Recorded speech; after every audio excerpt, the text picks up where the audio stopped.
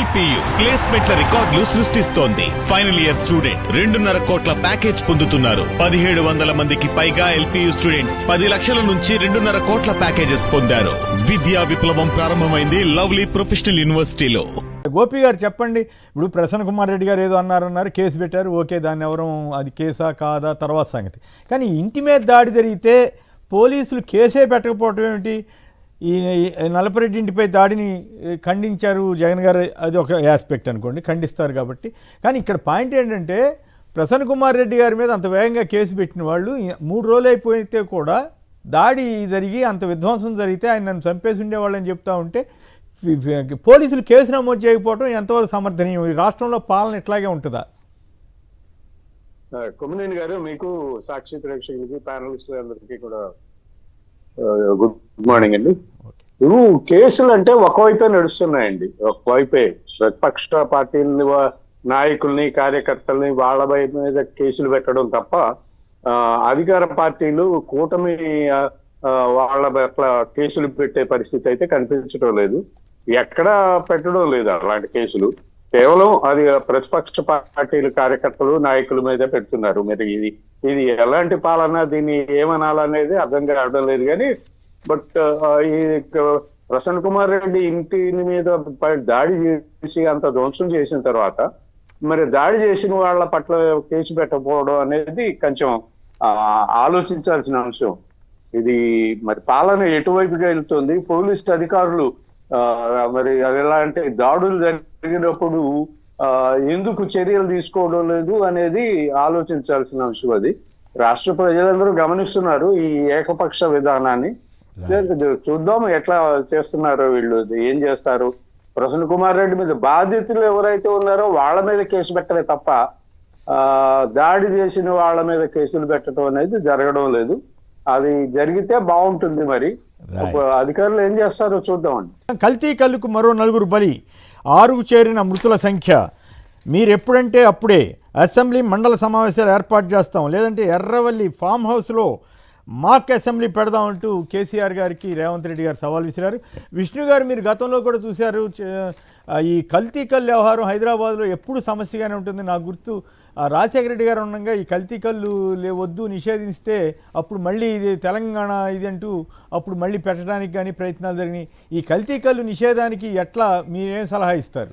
కల్తీ కల్లు ఇప్పుడు ఈ నిజామాబాద్ కానీ మహబూబ్నగర్ కానీ అనేక చోట్ల ఈ పరిస్థితి ఉంది. బహుశా ఆంధ్రప్రదేశ్లో ఈ సమస్య తక్కువ అనుకుంటే అక్కడ ఈ మద్యం వ్యవహారంలో కల్తీ మొన్న ఈ మధ్య కూడా కొన్ని వార్తలు వచ్చినాయి, వేరే విషయం. కానీ బట్ హైదరాబాద్లో కల్తీ మీద మీరు ఎట్లా స్పందిస్తారు? అంటే ఇక్కడ ప్రభుత్వము ఆచితూచి అడిగేయాల్సినటువంటి అవసరం ఉంది. ఎందుకంటే ఈ కళ్ళుకు సంబంధించి తెలంగాణకి ఒక ట్రెడిషనల్గా అక్కడ జరుగుతూ ఉంటుందన్నమాట.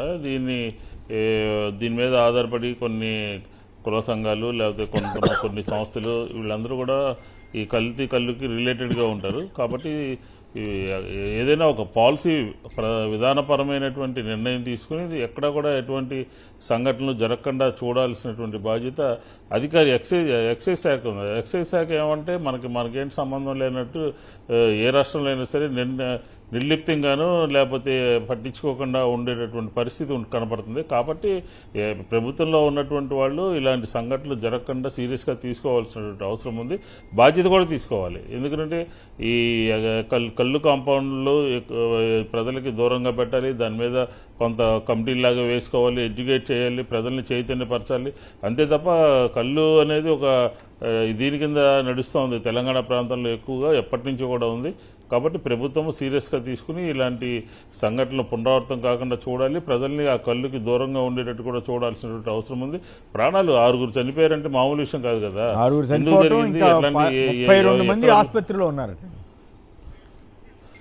ఆసుపత్రి పాలైపోవటము, ఇది ఇన్సిడెంట్ ప్రభుత్వానికి చెడ్డ పేరు తీసుకొచ్చే అంశంగా కనపడుతుంది. కాబట్టి దీని మీద ప్రభుత్వం చాలా సీరియస్గా ఉండాలి. అంతే తప్ప సవాళ్ళు విసరటము లేకపోతే ఊరికి జనాలు రెచ్చగొట్టడము, ఆ ప్రభుత్వం అలా జరిగింది ఈ ప్రభుత్వంలో ఎలా జరిగిందని చెప్పి తప్పించుకునేటటువంటి ప్రయత్నం చేయడం అనేది సరైనటువంటి అంశం కాదు. యాక్షన్ అనేది చాలా సీరియస్గా తీసుకోవాల్సిన అవసరం. రాంభూపాల్ గారు, మీరే ఉంటారు, ఈ కల్తీ ఇష్యూ ఆంధ్రలో కూడా ఏమైనా ఉందా? ఇక్కడ ఏపీ తెలంగాణలో ఉన్న పరిస్థితుల మీద మీకున్న అవగాహన ఏమిటి? నమస్కారం పెద్దలకు, అదేవిధంగా వీక్షకులకు. ముందుగా అక్కడ చనిపోయినటువంటి మృతులు ఎవరైతే కల్తీ కళ్ళు వల్ల మృతులు ఉన్నారో వాళ్ళందరికీ కూడా మనం వాళ్ళ కుటుంబాన్ని ప్రభుత్వం ఆదుకోవాలని చెప్పి డిమాండ్ చేయాలి. అదేవిధంగా ఇంతకుముందు పెద్దలు చెప్పినట్టుగా ఈ కల్తీ కళ్ళు అనేది ఒక వారసత్వం కాదు, ప్రజల్ని ఎప్పటికప్పుడు కొత్త విషయాల పట్ల అవగాహన పెంచాలా. ముఖ్యంగా దీనికి ఎవరైతే అడిక్ట్ అయి ఉన్నారో వాళ్ళను చైతన్యం చేసి వాళ్ళను ఇటువైపు పోనీయకుండా ఆరోగ్యాన్ని గురించి వాళ్ళలో ప్రచారం చేయడం అనేది ప్రభుత్వం బాధ్యత. సంఘటన జరిగినప్పుడు రియాక్ట్ కావడం, కాంపెన్సేషన్ ఇవ్వడం, లేదా వాళ్ళకు సంబంధిత కుటుంబాలను ఆదుకోవడం ఒక భాగం. దానికంటే ముందు చేయాల్సిన పనిని ప్రభుత్వాలు చేయడంలా ఇదేదో ఓ రాజకీయ వ్యవహారం లాగా దీన్ని కూడా రాజకీయాలకు ఉపయోగించుకునే అంశంలాగా వాడుకుంటున్నారు. అది సరైనది కాదు. ఇప్పటికైనా ప్రభుత్వం అక్కడ కానీ ఇక్కడ ఆంధ్రప్రదేశ్ లో కల్తీ కళ్ళు ఇక్కడ లేకపోవచ్చు, కానీ కల్తీ సారా ఇక్కడ ఉంది కదా. చాలా చోట్ల కల్తీ సారాకు సంబంధించిన సంఘటనలు జరుగుతున్నాయి.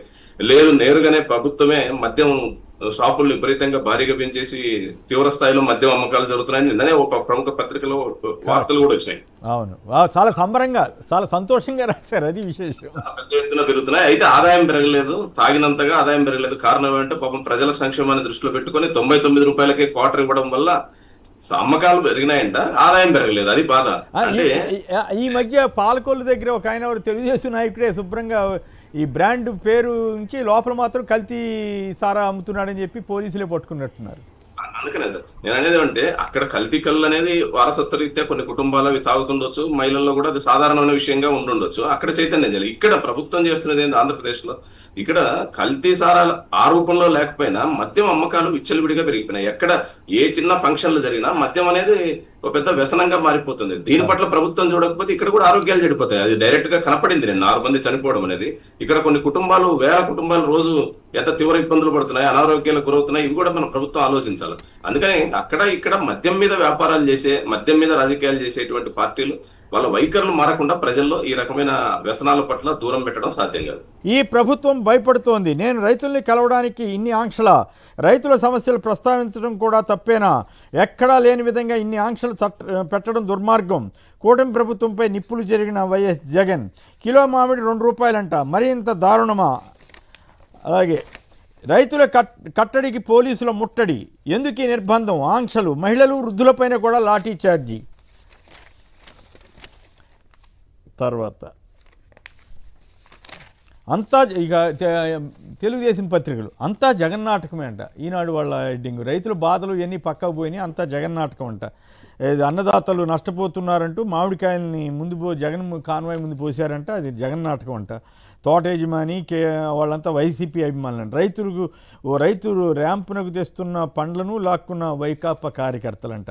అసలు ఇదేంటి? అసలు సమస్యను వదిలేసి ఈ రకంగా రైతులను అవమానించేలాగా వాళ్ళేమో గవర్నమెంట్ వారేమో రైతుల మీద రౌడీ షీట్లు పెడతామని బెదిరించడం, పోలీసు బెదిరించారని వార్తలు వచ్చాయి కదా.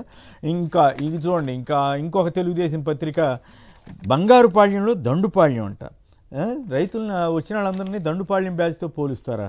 రైతుల పరామర్శ పేరుతో అరాచకం. ఈ రకంగా రాస్తున్నారు. ఈ సమాజం ఎటుపోతుందో, మీడియా రంగం ఎటుపోతుందో అర్థం కావాలి. ఇదేనా సుపరిపాలన? కొత్తగా ఒక్కరికైనా పింఛన్ ఇచ్చారా? ఉద్యోగాలు ఎవరికి ఇచ్చారు? గ్యాస్ డబ్బులు ఎందుకు పడలేదు? నిరుద్యోగ భృతి ఎందుకు ఇవ్వడం లేదు అంటూ ఈ తొలి అడుగు కార్యక్రమం కింద తెలుగుదేశం వాళ్ళు తిరుగుతూ ఉంటే జనం ఏమో ప్రశ్నలు వేస్తున్నారట. మంచినీటి సమస్య ఎప్పుడు పరిష్కరిస్తారు? ఎమ్మెల్యే నిలదీసిన ప్రజలు సి బెనగల్ అనే చోట. రోడ్డేసి ఊళ్ళోకి రండి, టీడీపీ నాయకులను అడ్డుకున్న జే అన్నవరం గ్రామస్తులు ఈస్ట్ గోదావరిలో. అసలు మొత్తం రోడ్లన్నీ వేసేసినట్టు ప్రచారం చేశారు. ఇప్పుడేమో చూడబోతేనేమో చాలా చోట్ల రోడ్లన్నీ అధ్వానంగా ఉన్నాయండి. భూసేకరణపై కూటమిలో భయం. రాజధానిలో మలివిడత భూసేకరణపై ఏం చేద్దాం? ప్రజా వ్యతిరేకతతో మంత్రివర్గంలో నిర్ణయం వాయిదా. వైఎస్ జగన్ పర్యటనలకు భారీగా ప్రజల రాకపోయినా చర్చ. అడ్డుకుంటున్న అంతమంది ఎలా వస్తున్నారని అసహనం. మంత్రులపై ముఖ్యమంత్రి చంద్రబాబు రొసరొసలు. ప్రజలను మేనేజ్ చేయలేని వారికి పదవులెందుకంటూ వార్నింగ్. ఇలాగైతే మార్చేస్తానని హెచ్చరిక. జగన్ పర్యటనలు వైసీపీ నేతల మాటలను వివాదం చేయాలని సూచన.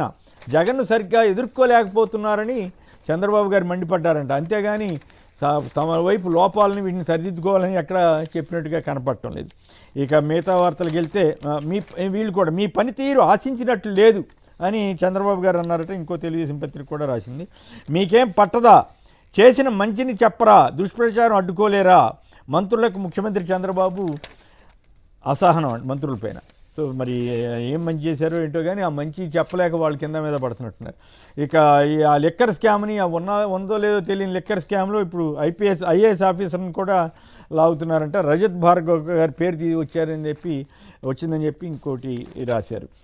నేడు మెగా పీటీఎం 20 61,000 బడులు జూనియర్ కాలేజీల్లో నిర్వహణ, మొత్తం 2.28 కోట్ల మంది పాల్గొంటారని అంచనా. పుట్టపర్తిలో పాల్గొననున్న చంద్రబాబు లోకేష్లు. చంద్రబాబు గారు ఈ వయసులో తిరుగుతున్నందుకు హర్షం వ్యక్తం చేయాలో, లేక రోజు ప్రతి చిన్నదానికి పెద్దానికి ఆయన హెలికాప్టర్ వేసుకుని లక్షల కోట్లు ఖర్చు పెడుతున్నందుకు బాధపడాలో అర్థం కాని పరిస్థితి. ఇక దీనికి వెళదాం. నిన్నే అనేక ప్రభుత్వ పాఠశాలలు మూతపడుతున్నట్టుగా కూడా నిన్న మొన్న మనం వార్తలు కూడా చూసాం. ఇక ఈ విద్యుత్ ఛార్జీలు మాత్రం బాదుడుగా ఉందని సోషల్ మీడియాలో అనేక వార్తలు వస్తున్నాయి. ఒరిజినల్ బిల్ 1557 అయితే ఫిక్స్డ్ ఛార్జీలు 225 అంట, కస్టమర్ ఛార్జీలు 45 అంట, ఎలక్ట్రిసిటీ డ్యూటీ 200 అంట, సర్ఛార్జ్ 150 అంట. ఇక ట్రూ అప్ ఇవన్నీ కలిపి 2340 రూపాయలు వచ్చిందని ఒక ఆయన ఎవరో వాపోతూ సోషల్ మీడియాలో పెట్టారు. జగన్ గారి టూరు, రైతుల్ని ఎల్లో మీడియా అవమానిస్తున్న వైనం, ప్రభుత్వం నిజంగా ఆదుకుందా, కర్ణాటకతో పోలిస్తే మేమే బెటర్గా చేశామని మంత్రులు కానీ ముఖ్యమంత్రి గారు కానీ చెబుతున్న వైనం, వీటన్నిటి మీద ముందుగా రాంభూపాల్ గారు చెప్పండి, మీరు ఆ ప్రాంతానికి సంబంధించిన వారే. మామిడి రైతులకు సంబంధించి రైతుల్ని అవమానిస్తున్న తీరు కానీ, జగన్ గారి పర్యటన అడ్డుకోవడానికి చేస్తున్న ప్రయత్నాలు కానీ, జనం వచ్చిన వైనం కానీ, వాళ్ళ బాధను చెప్పిన తీరు మీద కానీ ప్రభుత్వం ఇప్పటికైనా ఎంతో కొంత స్పందించిందంటే మరి అది ఈ మాత్రం ప్రతిపక్షం అన్న తర్వాత ఈ మాత్రం చేయకపోతే వాళ్ళు గవర్నమెంట్ స్పందించేదా? రాంభూపాల్ గారు. సార్, ముందుగా ఒకటి, నిన్న దేశవ్యాప్త కార్మిక సమ్మె జరిగింది. చాలా పెద్ద ఎత్తున దేశమంతటా సమ్మెలు జరిగిన ఆ సమ్మెకు సంబంధించిన పాల్గొన్న కార్మికులకు, ఉద్యోగులకు కూడా మనందరం అభినందనలు తెలుపుదాం. ముందుగా అదే విధంగా ఈ రాష్ట్ర ప్రభుత్వం 10 గంటల పెంపుదల మీద కూడా ఈ కార్మికులు ఈ రోజు జరిగిన సమ్మెలో చాలా గట్టిగా నినదించినారు. అందుకనే ప్రభుత్వం అనివార్యంగా స్పందించాల్సి వచ్చింది. నిన్న లేట్ అవర్స్ లో కార్మిక శాఖ మంత్రి సుభాష్ గారు ఒక ప్రకటన ఇచ్చినారు, మేము 10 గంటలు ఏం పెంచలేదు అని. పెంచకపోతే దీన్ని పెంచడానికి కారణం ఎవరు వాళ్ళే చెప్పాలి. పైన మోడీతో జత కట్టడం వల్ల ఇది పెంచామనన్నా చెప్పిండాలి. అందుకని కార్మికులు 10 గంటల పెంపుదల, అదేవిధంగా కార్మిక చట్టాల రద్దుకు వ్యతిరేకంగా దేశవ్యాప్తంగా వాళ్ళు తెలంగాణలో ఆల్రెడీ పెంచినట్టున్నారు కదా, తెలంగాణలో కూడా పెంచినారు. తెలంగాణలో కూడా. అందుకని తర్వాత మీరు అడిగిన విషయం, నిన్న జరిగిన ఒక ప్రధానమైన సంఘటన రాష్ట్ర రాజకీయాల్లో ఈరోజు ఒక ప్రతిపక్ష నాయకుడు పర్యటన అనేది ఒక పెద్ద వివాదాస్పదం అవుతుంది. పర్యటన ఏమిటికి? అది ఒక రాజకీయ పర్యటన, రాజకీయ సభ లేదా ఒక వ్యక్తులకు సంబంధించిన సమస్య అయితే సరే, అది రాజకీయాల్లో చేయొచ్చు. కానీ ఈరోజు పర్యటన ఏ ఉద్దేశంతో? రైతు సమస్యల మీద. గతంలో పొగాకు రైతులు చూసినాం, మిర్చి రైతులు చూసినాం, ఇప్పుడు మామిడి రైతులు. రాష్ట్ర వ్యాప్తంగా ఏ ప్రధాన పంటకు కూడా గిట్టుబాటు జరగడం లేదు. కొనుగోలు అనేది చాలా నామకావాస్తుగా ఉంది. మొత్తం రైతాంగం తీవ్రమైన ఇబ్బందుల్లో పడుతున్నారు. ఏ రైతులు రోడ్డుపైన తమ పండించిన పంటను వేయమని చెప్పేసి ఎంత పెద్ద నాయకుడు చెప్పినా, ఎంత వీరాభిమాని అయినా రోడ్డుపైన తను పండించిన పంటను వేయడు. బిడ్డ కంటే ఎక్కువగా చూసుకుంటాడు పంటను రైతు, అది మనందరూ తెలుసు. అట్లాంటి రైతులు తీసుకుపోయి రోడ్డుపైన ఎందుకు వేస్తారు? గతంలో మన టమోటా రైతుల గురించి చూసాం మనం. అదేవిధంగా వివిధ రకాల రైతులు పంటకు గిట్టుబాటు కానప్పుడు తమ నిరసనని రోడ్ల మీద వ్యక్తం చేసి, లేదా తాము ఎక్కడేళ్ళలో తెలియక రోడ్లపైన వేస్తారు. దాన్ని వివాదం చేస్తున్నారు. నిన్న జగన్ గారు పర్యటన పోయినారు, అక్కడ మామిడి రైతులకు గిట్టుబాటు ధర కల్పించమని. ఈరోజు ప్రభుత్వం మేము అన్ని చేసాం, 90%, 95% మేము కొనుగోలు పూర్తయింది, ఇప్పుడు ఎందుకు ఎడావుడి అంటున్నారు. మరి 95% పూర్తయితే నిన్న మంత్రివర్గ సమావేశంలో ఎందుకని మీరు కొనాలని చెప్పేసి నిర్ణయించుకొని 250 కోట్ల రూపాయలు కేటాయిస్తున్నట్టు ప్రకటించినారు. ఇంకా 95% అయిన తర్వాత ఎవరితో కొంటారు? ఇప్పుడు నిజంగా మీరు చెప్పిందే నిజమవుతే. కాబట్టి అదేవిధంగా కేంద్ర ప్రభుత్వాన్ని విజ్ఞప్తి చేశారు. ఈ రాష్ట్ర మంత్రులు లెటర్ రాశారు, అదేవిధంగా పోయి మంత్రులకు ఒక విజ్ఞాపన పత్రం అందజేసినట్టు పోర్టల్లో నిన్న వచ్చినాయి. అంటే మరి ఇప్పుడు అక్కడ పంటే లేదని మీరు చెప్తుంటే, పంట లేనప్పుడు ఎందుకని కేంద్ర ప్రభుత్వాన్ని మీరు డిమాండ్ చేస్తున్నారు కొనుగోలు చేయమని? కాబట్టి వాస్తవం వేరు. విమర్శల కోసం, రాజకీయాల కోసం మాట్లాడటం కాదు. అక్కడ రైతులు ఏమనుకుంటున్నారు? ఈ రోజు పండాల్సిన పంట కంటే ప్రభుత్వం ఇప్పుడు చెప్తుంది, నిన్న మంత్రివర్గ సమావేశం ద్వారా వచ్చిన వార్తల్లే మనం మాట్లాడుకున్నాం, 2.5 లక్షల మెట్రిక్ టన్నులు దిగుబడి వస్తుంది అనుకుంటే 6.5 లక్షల మెట్రిక్ టన్నులు వచ్చింది. అందుకని దిగుబడి ఎక్కువైపోయి గిట్టుబాటు కాలేదని. అంటే ముందు ఉద్యానవన శాఖ ఏం చేసింది, మార్కెటింగ్ శాఖ ఏం చేసింది, అగ్రికల్చర్ డిపార్ట్మెంట్ ఏం చేసింది? ఈసారి పంట పెరుగుతుందనే విషయం మనకు తెలియకుండా పెరిగిందా? ఇదే రాత్రికి రాత్రి అకాల వర్షాలు వచ్చినట్లు, అకాల గాలి వాన వచ్చినట్టు రాలేదు కదా. పంట అనేది క్రమంలో పెరుగుతూ వస్తుంది. అందులో మామిడి అనేది 1 సంవత్సరం పంట కాదు, న్యాచురల్ గా పెరుగుతూ వచ్చిన పంట. మరి అట్లాంటప్పుడు ఆ మామిడి రైతుల పంట దిగుబడి పెరుగుతుంది అని ప్రభుత్వం గమనిస్తే దాని తగ్గట్టుగా మార్కెటింగ్ సౌకర్యాన్ని కల్పించాల్సిన బాధ్యత ప్రభుత్వాన్ని కాదా? అంటే దిగుబడి పెంచిన రైతులు తప్ప ఈ సంవత్సరమే కాదు, నేను చెప్పదలుచుకుంది రానున్న 2-3 సంవత్సరాల్లో మన రాష్ట్రంలో మామిడి పంట మరింత పెరుగుతుంది. దానికి ప్రధాన కారణం ఉపాధి హామీకి మామిడి మొక్కల్ని లింక్ చేసి గతంలో ఆ మొక్కలు ఉచితంగా ప్రభుత్వాలు ఇచ్చినాయి. రాజశేఖర రెడ్డి గారి ప్రభుత్వం కావచ్చు, గతంలో తర్వాత వచ్చిన ప్రభుత్వాలు కానీ మామిడి తోటలకు సంబంధించిన మొక్కలకు కానీ దాని పరిరక్షణకు కానీ ఉపాధి హామీ పథకాన్ని లింక్ చేసినారు. దాని ద్వారా మెట్ట ప్రాంతాల్లో, ముఖ్యంగా రాయలసీమ ప్రాంతాల్లో మామిడి సాగు అనేది గణనీయంగా పెరిగింది. ఈరోజు ఒక అనంతపురం జిల్లాలో 3 తాలూకాల్లో గణనీయంగా మామిడి తోటలు పెరుగుతున్నాయి. మడకసిర కానీ అటు కళ్యాణదుర్గం, ఉమ్మడి అనంతపురం జిల్లాలో 3 తాలూకాల్లో ఈ రోజు మామిడి సాగు పెరుగుతుంది. నెక్స్ట్ ఇయర్ అవన్నీ క్రాప్ వస్తాయి. ఇప్పటికైనా ప్రభుత్వం తన తప్పును గుర్తించాలి. అదేవిధంగా ఈ ప్రతిపక్ష నాయకుడు అక్కడ పోయిన తర్వాత కదా మీరు స్పందిస్తున్నారు. అంటే ప్రతిపక్ష నాయకుడు పోవడం అనేది సమస్య ఉంది కాబట్టి అక్కడ పోయినాడు. దాన్ని అడ్డుకోవడం ఏంది? 500 మంది రావాలి, 300, అసలు నిర్బంధం ఏమి? రైతులు మార్కెట్ లోనే కొన్ని 100 మంది ఉంటారు ఎక్కడైనా. అట్లాంటి రైతులు అక్కడ రోడ్ల మీద వాళ్ళ ఆందోళనలో ఉన్నప్పుడు వాళ్ళని ఆదుకోవడానికి, వాళ్ళని ఆదుకోమని ప్రభుత్వాన్ని విజ్ఞప్తి చేయడానికి పోయేటువంటి లేదా అక్కడ ఏదైనా మీకు నిజంగా అరాచకాలు జరుగుతున్నాయి, తప్పనిసరిగా మీరు కేసులు పెడుతున్నారు. మీరు చేయాల్సిన పనులు చేస్తారు కదా, చేయాల్సిన పనుల కంటే ఎక్కువ చేస్తున్నారు కదా. కానీ మరి ఈ రైతు సమస్యను పక్కదారి పట్టించే ప్రయత్నం మానండి. ఇప్పటికైనా ఆ మామిడి రైతులను ఆదుకోవడానికి ప్రభుత్వం చర్యలు చేపట్టాలి. ఇన్ని నిర్బంధాలు ప్రయోగించిన తర్వాత కూడా రైతులు రోడ్ల మీదకి రావడం అనేది సమస్య తీవ్రతకు నిదర్శనం. ఇప్పటికైనా ప్రభుత్వం తన తప్పును గుర్తించి ఎందుకు ప్రభుత్వంతో పాటు కాదండి, ప్రభుత్వానికి మద్దతు ఇస్తే మద్దతు ఇచ్చారు, చివరికి రైతుల్ని కూడా అవమానించేలాగా తెలుగుదేశం మీడియా ఈ దండుపాళ్యం అని వైసీపీ పేరు మీద అట్లా ఇష్టారాజ్యంగా రాయటం, అట్లాగే పనిగట్టుకుని మామిడికాయ రైతులు మామిడి పోసారని ప్రచారం చేయటం, ఇవన్నీ ప్రొటెస్ట్లో భాగంగా కొన్ని జరుగుతూ ఉంటాయి. ఒకప్పుడు చరణ్ సింగ్ గారు చెరుకు రైతులు ఆందోళన చేసినప్పుడు చెరుకు గడ తగలబెట్టినట్టు నాకు గుర్తు, if I'm wrong I'm sorry, నాకు గుర్తున్నంత వరకు అట్లా అనేక సందర్భాల్లో అనేక జరుగుతూ ఉంటాయి. దీన్ని కూడా వక్రీకరించి ఎందుకు ఈ తెలుగుదేశం మీడియా ఇంత ఘోరంగా తయారవుతుంది? రైతులను ఇంతగా అవమానించాలా? రైతుల మీద రౌడీ షీట్లు పెడతామని బెదిరిస్తారా? నేను చెప్పదలుచుకోండి సార్, ఈ రోజు వాస్తవ సమస్యను గుర్తించకుండా తప్పుదారి పట్టించే ప్రయత్నం, తప్పుగా మాట్లాడితే దాని ఫలితం అనుభవిస్తారు. నేను అనేది కేంద్రంలో ఉండేటువంటి ప్రభుత్వం ఈ రోజు అమెరికాతో ట్రంప్ ఒప్పందాల్లో ఇదో ముఖ్యమైనది వ్యవసాయానికి సంబంధించింది, అదే కనుక అమలు అవుతే ఇంకా సమస్య తీవ్రమవుతుంది. దాని గురించి రాయడానికి సిద్ధంగా లేదు ఈ రోజు ప్రధాన మీడియా. అది రాయకపోవడం వల్ల అసలు సమస్యలు ఎక్కడ చెప్పాలా? రైతుల చుట్టూ తిప్పి దండుపాల్యం అని రాస్తున్నారు. అసలు బంగారుపాలెం దండుపాల్యం అయితే అట్లాంటి దండుపాల్యాన్ని మీరు ప్రోత్సహించేదానికే సిద్ధపడితే రాబోయే కాలం ఏమవుతుంది ఆంధ్ర రాష్ట్రం? అంటే రైతులు తమ గోడు గురించి చెప్పుకుంటే ఆ రకమైనటువంటి రౌడీలతో ముఠాలతో పోల్చే ప్రయత్నాలు చేస్తారా? ఇది మీడియా చేయాల్సిన పనేనా? దాని విశ్వసనీయత కోల్పోతుంది. రాను ఇంకా మరింత పలసం పడిపోయి ప్రజా సమస్యలు అంటానే ప్రజా వ్యతిరేక వార్తలుగా మారే పరిస్థితి వస్తే మాత్రం ప్రజలకు అది అంగీకరించబడదు. అందుకనే ప్రభుత్వం కానీ ముఖ్యంగా ఈరోజు రాష్ట్రంలో కేంద్రంలో ఉండే ప్రభుత్వం తక్షణం మామిడి రైతులను ఆదుకోవడానికి చర్యలు చేపట్టాల్సిన అవసరం ఉంది. అది చేపట్టకుండా ఏం మాట్లాడినా ఉపయోగం ఉండదు. రైట్. విష్ణు గారు సార్, ఇప్పుడు నిన్న కాక మొన్న చంద్రబాబు నాయుడు గారు శ్రీశైలం వెళ్ళాడు. శ్రీశైలం వెళ్ళినటువంటి సందర్భంలో రాయలసీమని ఉద్యానవనానికి సంబంధించినటువంటి హబ్బుగా చేస్తాను అది ఇదని చెప్పడం జరిగింది.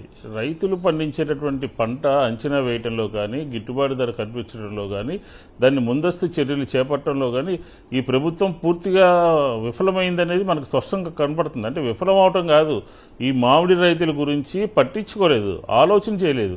నిన్న 3 మంత్రులు వచ్చి మీడియా ముందుకు వచ్చి ప్రెస్ కాన్ఫరెన్స్ పెట్టారు.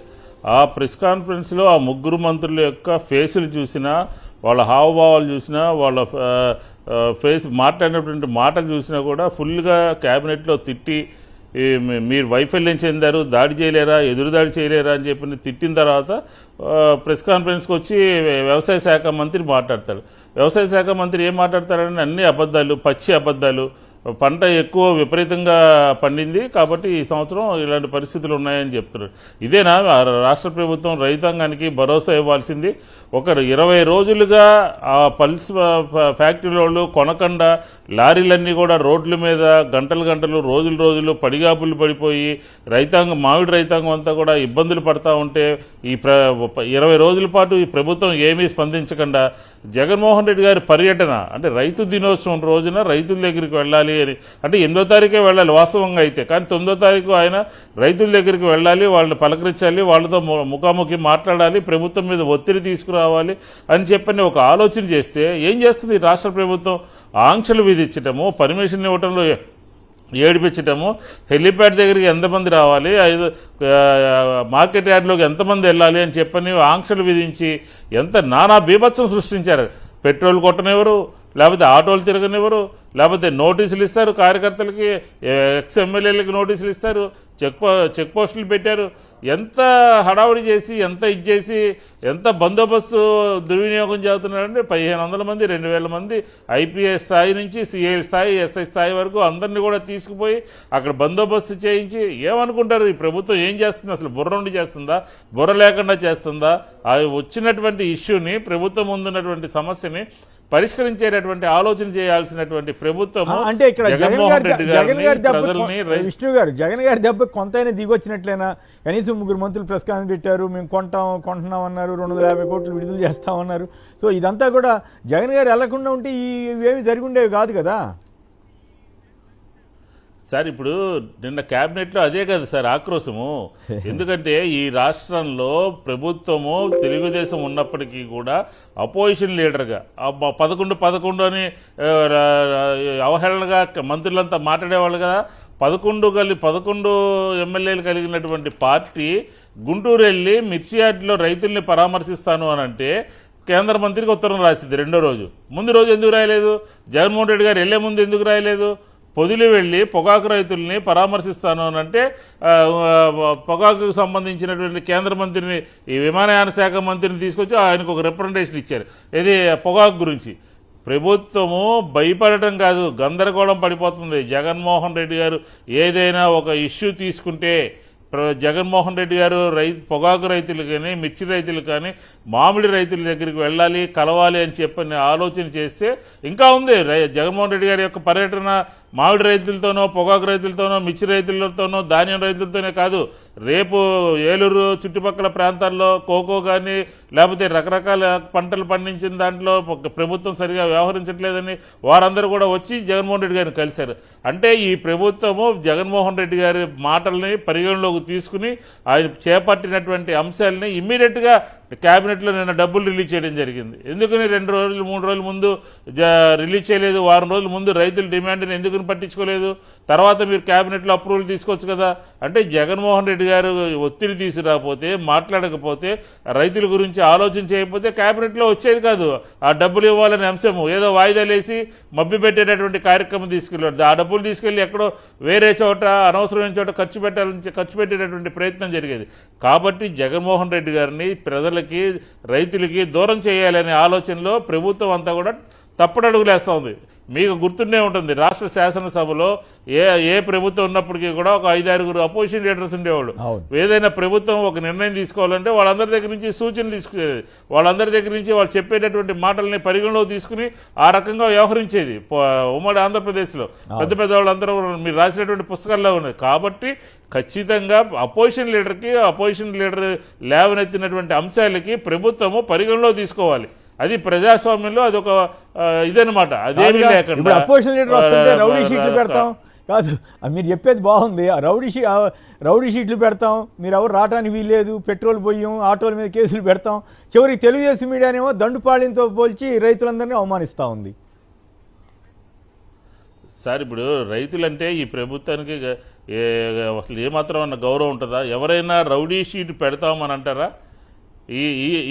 ఈ ప్రభుత్వం ఎప్పుడు అధికారంలో ఉన్నా కాల్దారిలో కూడా కాల్పులు జరిపారు రైతుల మీద. అలాగే రకరకాలుగా రైతు ఉద్యమాల మీద ఉక్కు మోపారు. బషీర్బాగ్లో విద్యుత్ ఛార్జీల మీద కాల్పులు జరిపారు. కాబట్టి ఈ ప్రభుత్వము మానవీయ కోణం లేదు. ఈ ప్రభుత్వానికి అధికార పీఠాన్ని కాపాడుకోవడం కోసం, అధికారాన్ని చేజిక్కించుకోవడం కోసం, జగన్మోహన్ రెడ్డి గారిని నిలుపుదల చేయడం కోసం మాత్రమే ఉంది. ప్రభుత్వం దేనికి ఉండాలి? 5 సంవత్సరాలు, ఇప్పుడేమి ఎన్నికలు లేవు, ఈ క్షణంలో అధికారం నుంచి దిగిపోయేటటువంటి పరిస్థితి లేదు. కానీ ఈ ఉద్యమం వ్యతిరేకత, ప్రజా వ్యతిరేకత, ప్రజలు ఈ ప్రభుత్వం పట్ల ఉన్నటువంటి తీరు జగన్మోహన్ రెడ్డి గారి పర్యటనలతో ఇంకాస్త విపరీతంగా పెరుగుతుంది. కాబట్టి దాన్ని నిలుపుదల చేయాలి అని చెప్పనే ఉద్దేశంతో ఈ ప్రభుత్వం ఆలోచన చేస్తూ ఉంది. అందులో భాగంగానే మామిడి రైతులు కలవాలంటే ఆంక్షలు పెట్టారు. ఆ చిత్తూరు జిల్లాకి జగన్మోహన్ రెడ్డి గారు వస్తున్నారు అన్న దగ్గర నుంచి పనిచేయాల్సింది పోయి నిన్న మాత్రము జగన్మోహన్ రెడ్డి గారు హెలిప్యాడ్ దగ్గరికి వెళ్ళకూడదు, అక్కడికి వెళ్ళకూడదు, ఇక్కడ ర్యాలీకి వెళ్ళకూడదు, రోడ్ షో చేయకూడదు అని చెప్పడం అనేది అర్ధరహితమైనటువంటి కార్యక్రమం. ఈ ప్రభుత్వం రాజకీయాల్లో ఎవరైనా సరే ఆత్మహత్యలు ఉంటాయి తప్ప హత్యలు. ఇంకొక దానికి సమాధానం చెప్పండి. ఇప్పుడు జగన్ గారు వెళ్ళడానికి ముందు కూడా రైతులు దిక్కుతోచక రోడ్డమ్మట పారబోసిన సందర్భాలు ఉన్నాయి. నిన్న రైతులు కొంత ప్రొటెస్ట్గా పోస్తే జగన్ నాటకం అని రాసి రైతులు నాటకాలు ఆడుతున్నారనేమో ఒక పత్రిక రాసింది, ఇంకో పత్రిక ఏమో ఏకంగా దండుపాళ్యం బ్యాచ్ అని రాసింది. ఎందుకు ఇంత దుర్మార్గంగా మీడియా మారిపోవాలా? ఇప్పుడు సమస్య రాయండి, పొరపాట్లు ఏమైనా ఉంటే రాయండి, తప్పేంటి? సార్ ఇప్పుడు అక్కడ వచ్చినటువంటి ప్రజాగ్రహాన్ని, రైతుల యొక్క ఆగ్రహాన్ని పొలిటికలైజ్ చేసి అది వైసీపీ చేస్తుంది, రైతులు చేయట్లేదని చెప్పాలనే ఉద్దేశమే. నాదెండ్ల మనోహర్ గారు పౌరశాల శాఖ మంత్రి కృష్ణా డెల్టాలోకి వస్తే రైతులందరూ కూడా ధాన్యాన్ని రోడ్డు మీద పోసి చూపించారు. దాన్ని ఏమనాలి? అవును, అంటే మదనపల్లిలో టమాటా రైతులు తీసుకెళ్లి బాక్సులు తీసుకువెళ్లి రోడ్ల మీద పోస్తారు, దాన్ని ఏమనాలి? ఈ రోజు రైతులు పండించినటువంటి పంటకి గిట్టుబాటు ధర రాకపోతే రైతులకు సంబంధించినటువంటి ఇబ్బందులు ఏదైనా ఉంటే వాళ్ళు పండించినటువంటి పంటకి ప్రభుత్వం నుంచి సహకారం లేదు అని చెప్పని ప్రదర్శన చేస్తారు, రోడ్డు మీద చూపిస్తారు, ప్రపంచానికి తెలియజేస్తే వాళ్ళ రిస్క్లోకి ప్రభుత్వం వెళ్తుందని చెప్పనేది ఆలోచన. అది ఎవరైనా చేసేటువంటి కార్యక్రమం. ఇందాక మీరు చెప్పారు చరణ్ సింగ్ గారు చెరుకుని తీసుకొచ్చి రోడ్డు మీద పెట్టి చూపించారని చెప్పారు. కాబట్టి ఈ రకంగా రైతుల్ని మామిడి రైతుల్ని కించపరిచే విధంగా, వారిని తప్పుపట్టే విధంగా, వైఎస్ఆర్ కాంగ్రెస్ పార్టీ పొలిటికలైజ్ చేసే విధంగా కొన్ని పత్రికలు రాయడం అనేది దురదృష్టం. వాళ్ళకి సంబంధించినటువంటి నామ్స్ ఏమి లేవు. ఏదైనా సరే మీరు తీసుకోండి, ఏ కార్యక్రమమైనా సరే జగన్మోహన్ రెడ్డి గారే టార్గెట్. నిన్న మళ్ళీ మాట్లాడదాం లేదు సార్, క్యాబినెట్లో జరిగింది. నిన్న ఇండోసోల్కు సంబంధించినటువంటి భూసేకరణ జగన్మోహన్ రెడ్డి గారే రెచ్చగొడుతున్నారని చెప్పని మాట్లాడుతున్నారు. చేతకాక, ప్రభుత్వాన్ని పరిపాలించడం చేతకాక జగన్మోహన్ రెడ్డి గారే ప్రతిదానికి కారకుడు అని ఆంధ్రప్రదేశ్ ప్రజలకి చూపించేటటువంటి ప్రయత్నం చేస్తున్నారు. దీన్ని ఇప్పటికైనా సరి చేసుకుంటే మంచిది. రైట్. కృష్ణారావు గారు ఏలూరు జిల్లా నుంచి. కృష్ణారావు గారు నమస్కారం, మాట్లాడండి. నమస్తే అండి. నమస్తే. ఈ పత్రికలే ముందే మరి సమాచారం అందివచ్చు కదండి గవర్నమెంట్ కి. అయ్యా ఈ సమస్య ఉంది, కొన్నిసార్లు రాస్తుంటారు, మళ్ళీ వెంటనే మార్చేసి అమ్మో ప్రభుత్వానికి ఇబ్బంది కలుగుతుందని చెప్పి ఇట్లా జగన్ గారు వచ్చినప్పుడే అర్థం అవుతుందండి వీళ్ళకి. అదే దండుపాళెం బ్యాచ్ అని ఇట్లా రైతులను అవమానిస్తున్నారని దుర్మార్గం కదండి. రైతులను అవమానించడం దుర్మార్గం కదండి. అవును, అదే అండి. కాల్దారి కాల్పులప్పుడు కూడా అంతేనండి. ఓకే, మీ జిల్లాలోనే కదా జరిగింది అప్పుడు. అవునండి, అంటే ఉద్యమం అండి అప్పుడు కరెంట్ మీద. కరెక్ట్. ఆ ఉద్యమాన్ని అలా నీరు గార్చేసాడండి. రైతులు అంటే ఏ భావం అండి చంద్రబాబుకి. రైట్. సుధాకర్ రెడ్డి గారు కాణిపాకం. సుధాకర్ రెడ్డి గారు నమస్కారం. నమస్తే కుమన్ గారు, మీకు ప్యానల్లో ఉన్న సభ్యులందరికీ నమస్కారం. నిన్న మేమంతా కూడా ఎంత ఇబ్బంది పెట్టారంటే మొత్తం ఎక్కడ చూసినా మినిమం ఎట్లేదన్నా 2000 మంది పోలీసులు ఉంటారు కుమ్మనేని గారు. 500 మందిని రమ్మన్నారు, 2000 మంది పోలీసులు వచ్చారా? ఎలిపాడ్ దగ్గరికి కనీసం 30 మంది అన్నారు. ఎలిపాడ్ దగ్గరికి వచ్చిన జనాలను చూస్తే మేము కూడా మమ్మల్ని కూడా ఎక్కడ చూసి అంతెందుకు కుమ్మనేని గారు గ్రామాల దగ్గర కూడా పోలీసులు పెట్టింది ఫస్ట్ టైం చూస్తున్నాం కుమ్మనేరు. గ్రామాల దగ్గర, విలేజ్ గ్రామాలు, చిన్న చిన్న పల్లెల దగ్గర ఎవరన్నా పోలీసులు పెడతారా కుమ్మనేని గారు? ఆ పల్లెల దగ్గర కూడా 20 మంది 30 మంది పోలీసులు బలగాలి. అందుకే కోపం వచ్చి జనం కూడా వచ్చారనుకోవాలి. వచ్చారంటే కుమ్మనేని గారు కన్నీ విని ఎరగలేము. మనకు జనాలు వచ్చి ఆయన మామిడి తోటలో దూరి మన సోమల నుంచి అడవుల్లో వచ్చారు కార్లు, కొండలు గుట్టలు ఎక్కుతా వస్తున్న దృశ్యాలు వీడియోలో వచ్చాయి. ఫారెస్ట్ లో అంత ధైర్యంగా వాళ్ళు వచ్చారంటే ఆ అభిమానాన్ని మనం మెచ్చుకో. ఇంకోటి కుమ్మనేని గారు, వీకోట, శాంతిపురం, రామకుప్పం అవి ఎక్కడ ఉన్నాయి కుమ్మనేని గారు? అక్కడ కూడా పోలీసులు చెకింగ్ చేయడం ఆపేయడమా? అక్కడ కూడా ఆపారు. కుప్పం నియోజకవర్గం నుంచి కూడా ఎవరు రాకూడదనా? కుప్పం నియోజకవర్గం నుంచి రానిలేదు. పూతల పక్క నుంచి పెద్దగా రానియకుండా అక్కడ బార్కోడ్లు పెట్టి అక్కడ నుంచి పోలీసులు చెకింగ్ చేసి అక్కడ ఆపేశారు. గంగాధర్ నుంచి ఒకరిని రాని కూడా ఆపేశారు. ఇంతమంది అయినా జగన్ పర్యటన రెట్టించిన ఉత్సాహంతో జనం పాల్గొన్నట్టుగా ఉంది కదా ఓవరాల్ గా చూస్తే. ఇంత జనాలు వచ్చి ఇంత చేసిన తన వల్ల ఇప్పుడు కనువిప్పు కలిగిందని అచ్చెన్నాయుడు గారు ఏం చెప్తున్నారంటే ఈ రోజు సాయంత్రం 5 గంటల లోపల మేము 260 కోట్లు రైతుల ఖాతాల్లో జమ చేస్తామని నిన్న ఏదో మీటింగ్ లో ఆయన జగన్ దెబ్బకి దిగి వచ్చినట్టు అనుకోవచ్చు. దిగి వచ్చినట్టు అంటే ఇప్పుడు వాళ్ళు వేస్తామని ఇప్పుడు 4 నెలల తర్వాత వేస్తామని చెప్పారు. ఇదేది 4 రూపాయలు గవర్నమెంట్ ఇచ్చేదాన్ని. కానీ ఇప్పుడు ఏం చేశారంటే ఈ రోజు సాయంకాలం లోపల వేస్తామంటే ఈ పని ముందు చేసింటే ఎవరు వద్దంటారు? జగన్ గారు వెళ్ళి పని కట్టుకుని ఆందోళన చేయాల్సిన అవసరం ఉండేది కదా. ఓ పక్క కర్ణాటకలోనేమో 16 రూపాయలు ఉంటే ఇక్కడేమో 12 రూపాయలకే, అది కూడా స్టేట్ గవర్నమెంట్ డబ్బులు ఇవ్వకుండా వాళ్ళు కేంద్రం ఇవ్వాలని చెప్పడం ఎంత ఏంటి? లేదు కుమ్మనేని గారు, ఫస్ట్ లో గుజ్జు ఫ్యాక్టరీ వాళ్ళు ఏం చెప్పారంటే 8 రూపాయలు ఇస్తామన్నారు. మన కుదరదు చెప్పి 6 రూపాయలకు వచ్చారు. 6 రూపాయల నుంచి మనం 4 రూపాయలకు వచ్చేసారు. అవును. రైట్, చూద్దాం. మరి గోపి గారు చెప్పండి, ఏమిటి ప్రజాస్వామ్యంలో ఏంటంటే తొక్కి పెట్టే కొద్దీ అణిచివేసే కొద్దీ ఎదురు తిరుగుతారన్న సామెత ఇప్పుడు నిన్న బంగారుపాళ్యం అనుభవం కూటమి సర్కార్కి ఏమైనా అనుభవం అవుతుందా, తెలుగుదేశం మీడియాకి ఏమైనా అనుభవం అవుతుందా, లేదా ఇట్లాగే నానా రచ్చగా రొచ్చుగా రాస్తుంటారా దండుపాళ్యం అని రైతులను అవమానించే రీతిలో రాయటాన్ని మీరు ఎట్లా ఒక సీనియర్ మీడియా మ్యాన్గా ఎట్లా చూస్తారు?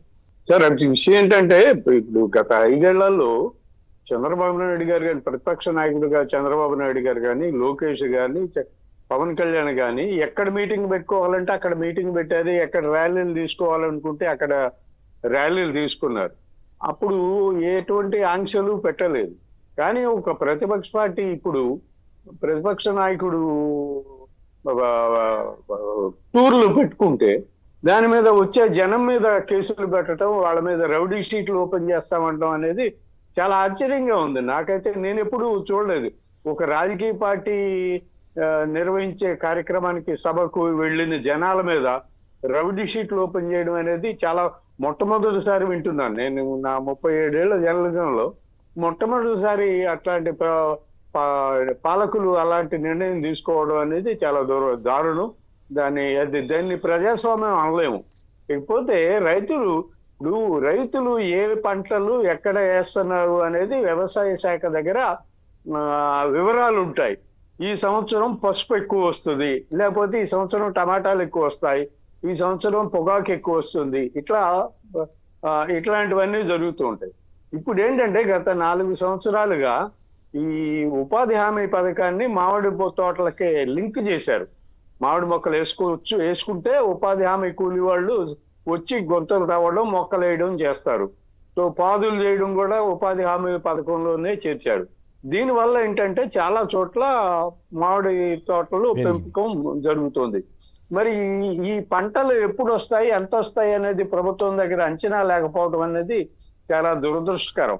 మరి అధికారులు ఏం చేస్తున్నారు, ఎందుకు ఈ లెక్కలు తీసుకోలేదు? ఈ సంవత్సరం ఈ మామిడి పంట ఎక్కువ వస్తుంది, ఈ సంవత్సరం పొగాకు ఎక్కువ వస్తుంది. పొగాకు సరే, పొగాకు బోర్డు నియంత్రణ చేస్తుంది. కానీ ఈ మామిడి పంట ఎందుకు వస్తుంది, ఎంత వచ్చింది అనేది అంచనా లేకపోవడం అనేది అధికారులు మరి ఏ రకంగా పనిచేస్తున్నారో మనం గమనించుకోవాలి. ఇకపోతే రైతులు కోపం వచ్చినప్పుడైనా, గిట్టుబాటు ధర లేదన్నప్పుడు టమాటాలు కానీ, పచ్చిమిరపకాయలు కానీ, ఏవైనా సరే రోడ్ల మీద పోసి నిరసన తెలుపుతారు ప్రపంచానికి తెలియజేయడం కోసం. మరి అలా పోస్తుంటే వాళ్ళనే దండుపాళ్ళు అందం ఎంతవరకు కరెక్ట్ అనేది ఆ మీడియా సంస్థలు ఆలోచించుకోవాలి. నిజంగా మీడియా లాగా లేదు, పాంప్లెట్ లాగా ఉన్నాయి, అందులో అనుమానం లేదు. మీడియా విలువలు అనేవి కూడా ఇప్పుడు ఎక్కడ కనిపించడం లేదు. ముఖ్యంగా ఆంధ్రప్రదేశ్లో అవి పాంప్లెట్లుగా పనిచేసుకొని పాంప్లెట్ల వార్తలే రాసుకుంటున్నాయి తప్ప ఏమీ లేదు. అయితే జగన్ వెళ్లే వరకు కూడా వీళ్ళు చర్యలు తీసుకోకపోవడం, అయితే అధికారులు ఏం చేస్తున్నారు, మంత్రులు ఏం చేస్తున్నారు అనేది ప్రజలు గమనించాలి, రైతులు కూడా గమనిస్తారు. అందుకే అంతమంది వచ్చారు. అంతమంది రావడానికి కూడా కారణం జగన్ ఇన్ని ఆంక్షలు పెట్టినా ఇప్పుడు ఇన్ని వేల మంది మీద రౌడీ షీట్ ఓపెన్ చేస్తారా? చూద్దాం ఏం చేస్తారు అనేది. ఇదైతే చాలా దుర్మార్గం. పరిపాలన అయితే ఏపీలో ఎక్కడ లేని విధంగా రెడ్ బుక్ గోల్ ఉంది కదా, వాళ్ళ కోపం వచ్చిందంటే ఏముంది, పెట్టండి అంటారు, అయిపోయా. ఎవరి మీదైనా పెట్టగలరు. 2,000 మంది మీద ఎక్కడ పెడతారు సార్? సరికొత్త గిన్నిస్ రికార్డు ఎక్కించాలని అనుకుంటే ఏం చేయగలుగుతాం మనం? వాళ్ళకి ఆ విద్యతో పనిచేస్తే మంచిది మీరు చెప్పినట్లు. రైట్. ఇక రాజధాని భూముల అదనపు సమీకరణపై ఏమన్నా వెనక్కి తగ్గుతున్నారా? కొంత క్యాబినెట్లో కూడా దీని మీద చర్చ జరిగింది. ప్రజా వ్యతిరేకతతో ప్రస్తుతానికైతే వాయిదా వేశారంటే కానీ వెనక్కి తీసుకోవాలన్న ఆలోచన ఇంకా వచ్చినట్లేదు. కొందరు మంత్రులు కూడా దీని మీద అభిప్రాయాలు వ్యక్తం చేశారట. విష్ణు గారు చెప్పండి, ఈ అదనంగా తీసుకునే భూమి మీద పెద్ద గొడవ రగడగా సాగుతోంది, అయినా కూడా చంద్రబాబు గారు ఏమి వెనక్కి తగ్గేదట్లేరు కానీ కొంచెం భయపడ్డట్టుగా అనుకోవచ్చా? సార్, ఇప్పుడు ఈ అదనపు భూసేకరణ అనేది చంద్రబాబు నాయుడు గారి ప్రభుత్వానికి, చంద్రబాబు నాయుడు గారి యొక్క ఇమేజ్కి ఒక డ్యామేజ్ మాత్రం ఖచ్చితంగా అది. ఎందుకంటే ఈరోజు వైఎస్ఆర్ కాంగ్రెస్ పార్టీగా మేము ఇందులో ఏమి ఇంటర్ఫీర్ కావట్లేదు, కానీ వాళ్ళకు సంబంధించినటువంటి సెక్టర్స్లోనే, వాళ్ళకు సంబంధించినటువంటి మద్దతుదారుల్లోనే వచ్చి వాళ్ళకు ఉన్నటువంటి రైతుల్లోనే ఒక అభిప్రాయం వచ్చింది. 2019 ముందు 5 సంవత్సరాలు పరిపాలించినటువంటి మేము సానుకూలంగా మీకు మొదటి దశలో ల్యాండ్ అంతా కూడా ల్యాండ్ పూలింగ్లో ఇస్తే ఈనాటికి కూడా 10 సంవత్సరాలుగా కూడా అమ్ముకోవడానికి అనేక రకాలైనటువంటి అడ్డంకులు ఉన్నాయి, అనేక రకాలైనటువంటి ఇబ్బందులు ఉన్నాయి, మా రిస్క్లోకి రాలేదు. అది ఈ రైతాంగాన్ని అంతా కూడా వైఎస్ఆర్ కాంగ్రెస్ పార్టీ మీద, జగన్మోహన్ రెడ్డి గారి మీద నెట్టడమే కార్యక్రమం తప్ప, ఈరోజు మీరు నిన్న మొన్న కూడా ఎక్కడో ప్రస్తావించినట్టు చూశాను నేను. ఆ రైతులు వాళ్ళ గోడు మాకు పిల్లల చదువులకి కానీ, మాకు సంబంధించినటువంటి అమ్ముకోవడానికి కానీ, ఆరోగ్యం పట్ల కానీ మేము చాలా ఇబ్బందులు పడుతున్నామని చెప్పని మొదటి దశలో ఇచ్చినటువంటి వాళ్ళు అమ్ముకోలేక, ఏంటంటే వాళ్ళ ల్యాండ్ రేట్లు పెరుగుతాయేమో అమ్ముకుందామని ఆలోచన చేస్తే ఈ సెకండ్ ఫేజ్ మూలంగా ఫస్ట్ ఫేజ్ అంతా కూడా దెబ్బతినిపోతుందని చెప్పని వాళ్ళందరూ కూడా ఇబ్బందుల్లో ఉన్నారు. సరే ఫస్ట్ ఫేజే చేయలేదు మీరు, సెకండ్ ఫేజ్ ఎట్లా ఇవ్వాలని చెప్పని ఆ గ్రామాల్లో రైతులందరూ కూడా మనం చూసాం. మనం ఒక మైక్లో ఈ ల్యాండ్ పూలింగ్ మీద రైతులందరూ కూడా ఇవ్వద్దని చెబితే ఆ ప్రాంతంలో మైకుని నిషేధించింది ప్రభుత్వం.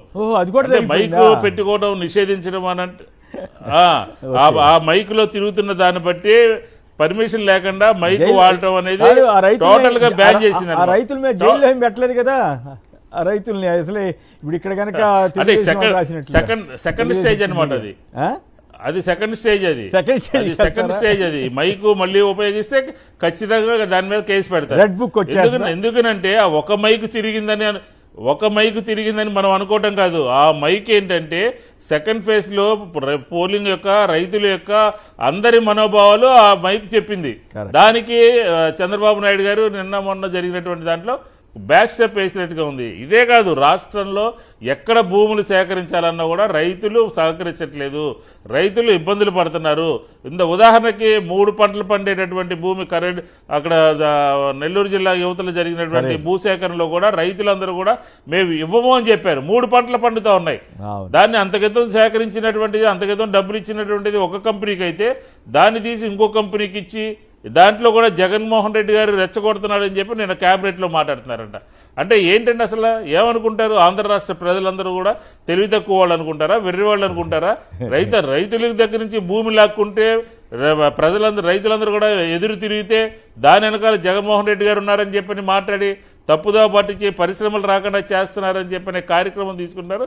ఇది సరైనటువంటిది కాదు. సెకండ్ ఫేజ్ని తక్షణమే రైతుల అభిప్రాయాల ప్రకారం ఉపసంహరించుకుంటే మంచిది. లేకపోతే చిరస్థాయిగా ఆయన ఒక విమర్శనైతే ఎదుర్కోవాల్సిన పరిస్థితి అయితే సిద్ధంగా ఉంది చంద్రబాబు నాయుడు గారు. రాంభూపాల్ గారు మీరేమంటారు? ఈ భూ సమీకరణ, భూ సేకరణ, నా ఉద్దేశం అయితే ప్రభుత్వానికి ఎంత అవసరం? 5,000 ఎకరాల 10,000 ఎకరాల శుభ్రంగా 2 కోట్లు 3 కోట్లు పెట్టి ఖర్చు పెట్టి తీసేసుకున్నా కూడా ఇన్ని లక్షల కోట్లు అవసరం ఉండదు. కానీ ఈ మొత్తం ఊళ్ళో అందరికీ నేనే రోడ్లు వేస్తా, అందరికీ డ్రైనేజ్ నేనే కట్టిస్తా, ఇవన్నీ అవసరమా? ఇప్పుడు మళ్ళీ ఈ సాల్వ్ అన్నట్లు 44,000 ఎకరాలంట అదానీ గారికి స్పోర్ట్స్ సిటీ కింద 2,500 ఎకరాలంట ప్రపోజల్ వచ్చిందంట. మరి అప్పుడేమో అదానికి ఇండస్ట్రీస్కి ల్యాండ్ ఇస్తేనే అదానికి రాసిచ్చేస్తున్నారని ప్రచారం చేశారు ఇదే తెలుగుదేశం మీడియా. ఇప్పుడేమో అబ్బో అదాని అంటున్నారు. ఎట్లా ఈ భూసేకరణ మీద ఇందాక విష్ణు గారు చెప్తున్నారు, మైకు పట్టుకు ప్రచారం చేస్తుంటే దాని మీద కూడా నిషేధం పెట్టారంట. సో దీని మీద ఇప్పుడు మంత్రివర్గంలో దీని మీద కాస్త వెనక్కి తగ్గినట్టు అనుకోవచ్చా రాంభూపాల్ గారు? సార్ వెనక్కి తగ్గినారో లేదో ఒక ఆచరణలో చూడాలా. రెండు విషయాలు ఉన్నాయి సార్ ఇక్కడ. ఒకటి, రైతుల్లో మొదటి ఫేజ్ లో ఇచ్చినటువంటి సానుకూలత ఈసారి కనిపించడం లేదు. దానికి కారణం ఏమిటంటే ఇదంతా భ్రమరావతి లాగా ఉంది తప్ప నిజంగా అమరావతి నిర్మిస్తాడా, నిజంగా ఇది సాధ్యమవుతుందా? మనం రైతులు ఏదైతే ఆశించి ఇక్కడ అభివృద్ధి అవుతే మా ఉన్న స్థలాలకు వాల్యూ వస్తుంది, తద్వారా గ్రామాలు ఈ ప్రాంతాల్లో ఉన్నటువంటి కొంత నష్టం జరిగినా అల్టిమేట్ గా ఏదో ఒక మేరకు లాభపడతామని చెప్పేసి గతంలో ఆశించినారు. కానీ అటు కేంద్రం ఇటు రాష్ట్రం ఈ మాటలు చెప్పడంలో ఉన్నంత ఆతృత వాస్తవంగా అక్కడ అభివృద్ధికి లేదు అనేది రైతాంగం అనుభవం నుంచి గమనించినారు. అందుకనే 2వ ఫేజ్ లో ఇవ్వడానికి సిద్ధపడ్డంలా. ఇప్పుడు గ్రామ సభలు జరుపుతుంటే పోలీసు అధికారులు అందరూ అక్కడ పెద్ద ఎత్తున ప్రయోగించిన ప్రజలు మాత్రం తన అభిప్రాయాన్ని తమ నిరసన వ్యక్తం చేస్తున్నారు. అందుకని ఈ రోజున్న పరిస్థితుల్లో మీరు చెప్పింది కరెక్ట్. వాళ్ళు నిరసన చెప్పినా కూడా తెలుగుదేశం మీడియా వాళ్ళు ఏం రాశారో తెలుసా సార్? గ్రామ సభలు ఆమోదించేశారు, రైతులంతా సుమూహం ఉన్నారని కూడా రాశారు. ఇప్పుడు మరి క్యాబినెట్లో ఎందుకు భయపడుతున్నట్లు? అది నిజమై ఉంటే అందుకనే సార్, ఒకటి రైతాంగం సుముఖంగా లేదు, రెండోది ప్రపంచ బ్యాంకు జోక్యం చాలా తీవ్ర స్థాయిలో ఉంది. అది నిన్న మంత్రివర్గ సమావేశంలో కూడా చర్చకు వచ్చినట్టుగా ఈరోజు వార్తలు వస్తున్నాయి.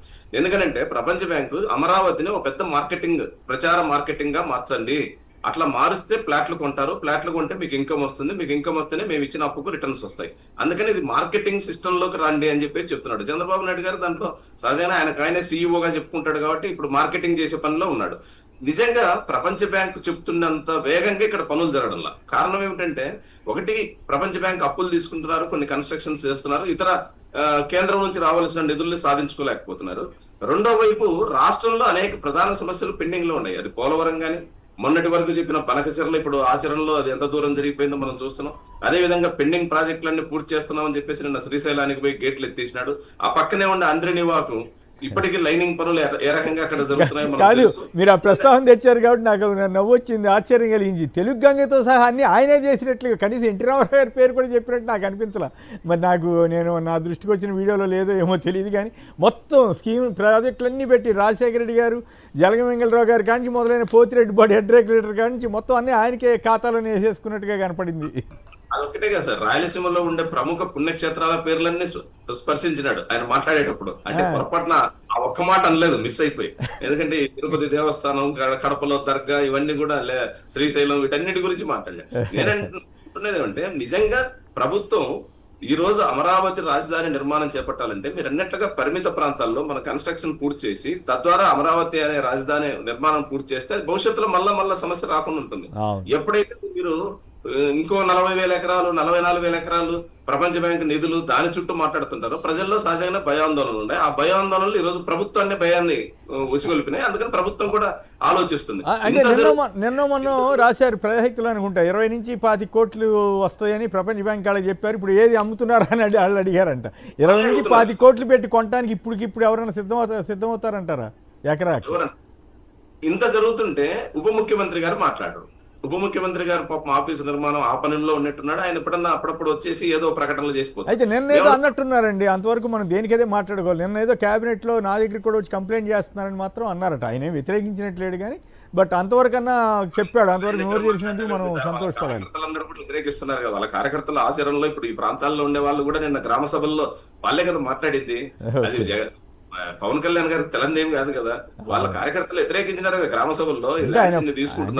తెలుగుదేశంకి పూర్తి విధేయతగా ఉండాలనే ఫీలింగ్ లో, మిత్రపక్షంగా ఉండాలని ఫీలింగ్ లో ఉన్నారు. కానీ కార్యకర్తల్లో ఆ స్థాయి, ఆ రకమైన పరిస్థితి ఉండదు కదా. కార్యకర్తలు సాటిస్ఫై చేయడానికి నేను ఏమైనా మాట్లాడి చూడాలి. రైట్. గోపి గారు మీరేమంటారు? ఈ భూసేకరణ ఇష్యూలో వెనక్కి తగ్గుతారా, అయినా కూడా ముందుకు వెళ్తారా? ప్రస్తుతానికి టెంపరీగా ఒక అడుగు వెనక్కి వేసిన ఇప్పుడు ఇది తాత్కాలికమేనండి వెనకడుగు. అయితే ఆయన ఖచ్చితంగా చంద్రబాబు అనుకున్న ప్రకారం భూసేకరణకి వెళ్ళిపోతారు. అయితే రైతులు సుముఖంగా లేనట్టుగా కనిపిస్తుంది ఈ 44,000 ఎకరాల విషయంలో. ఎందుకు అంటే అంతకుముందు సేకరించిన భూములు 2015 నుంచి సేకరించిన భూమిలో అభివృద్ధి చేసిన ప్లాట్లు, రెసిడెన్షియల్, కమర్షియల్ అవి ఇవ్వాల్సి ఉంది. మరి ఇప్పటికి దాదాపుగా 7-8 ఏళ్ళు అవుతోంది. ఇంతవరకు కూడా ఒక్క రైతుకి కూడా అభివృద్ధి చేసిన ప్లాట్లు ఇవ్వలేదు. దాన్ని ప్రధానంగా ప్రశ్నిస్తున్నారు రైతులు. ఇప్పుడు కొత్తగా భూసేకరణ అన్నప్పుడు మరి ఈ 14 గ్రామాల్లో కొత్తగా తీసుకోవాలని చూస్తున్నప్పుడు ఈ 14 గ్రామాల రైతులు కూడా అదే ప్రశ్న చేస్తున్నారు. ఇంతకుముందు సమీకరించిన భూములు అభివృద్ధి చేయలేదు, రైతులకు ప్లాట్లు ఇవ్వలేదు, ఇప్పుడు మాకెప్పటికి ఇస్తారు అనేది. ఇది ఖచ్చితంగా కొంత గందరగోళం ఉంది. ఆ గ్రామాల్లో రైతులు అసంతృప్తితో ఉన్నారు. ఆ గ్రామాలే కాదండి, మొదటగా సేకరించినటువంటి 29 గ్రామాల్లో కూడా రైతులు ఇప్పుడు అసంతృప్తితోనే ఉన్నారు. కాకపోతే కక్కలేక మింగలేక వాళ్ళు అలా చూస్తున్నారు.